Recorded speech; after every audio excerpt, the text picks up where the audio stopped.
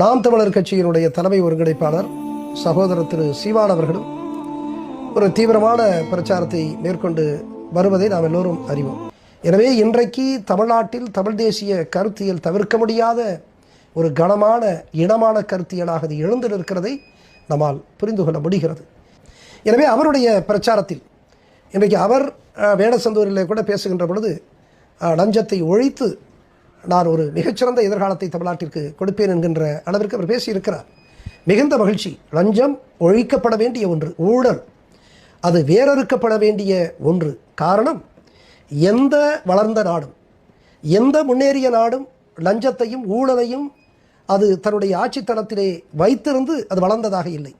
ஊழலை ஒழித்த லஞ்சத்தை முற்றிலுமாக வேறறுத்த தேசம்தான் எழுந்து அது வலிமையான தேசமாக மாறி இருக்கிறது. அது இந்தியாவிற்கு பொருந்தும்.